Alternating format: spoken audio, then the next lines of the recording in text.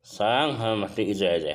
Vətəndaşlar sual verir ki, yoldaşım məndən evlənməmişdən öncə ev alıb, indi bilməzdən mənə pay düşmür. Qeyd edin ki, hörmətli icraçı, iki hal var. Yəni hansı halda sizə pay düşə bilər. Bundan əlavə sual verirlər ki, mənim atam rəhmətə gedəndə mən getdim ərizə yazdım, anamın adına evi keçirtdik. Digər ailə üzvlərindən bir yerdə, digər qardaş bacılarından bir yerdə. İndi anam da rəhmətə getsə, mənə həmin evdən pay düşmürmü? Bu suala da aydınlıq gətirəcəm.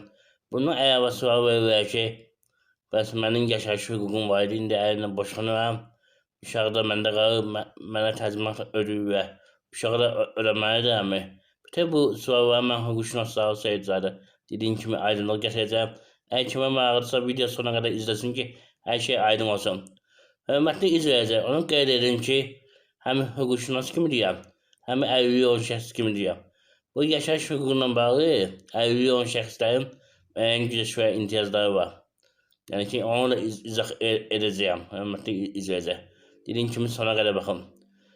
Sizdən xahiş edirəm ki, videonu bəyənin, YouTube kanalına abunə olun, daha çox şəxsin xəbəri olsun.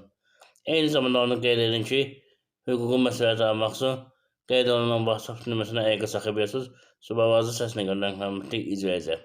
Və yəni keçən mövzuya. Yəni ki, bütün suallara aydınlıq gətirin.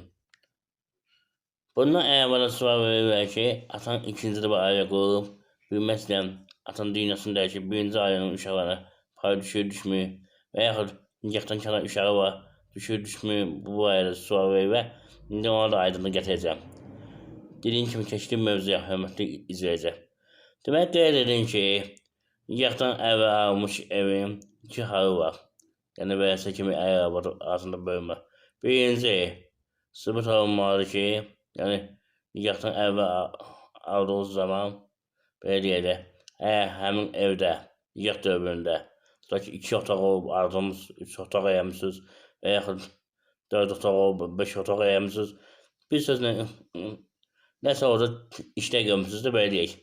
O halda əhəmiyyəti yoxdur. Nikahdan öncə də olsa, həmin ev nikah dövründə əldə edilmiş hesab olunur və bunun da məhkəmə qaydasının bölgüsü həyata keçirir. Artıq bir otaq verə, 2 otaq verə, o məhkəmə predimetidir. Birinci məsələ bu. Digər məsələ ondan ibarətdir ki, mülkiyyət sahibi vəfat etdirsə, fərqi yoxdur. Yəni ki, nikahdan öncə də olsa, yəni pay düşür. Və keçən məsələ ki, anaya razılıq vermişsinizsə, belə deyək də, hörmətli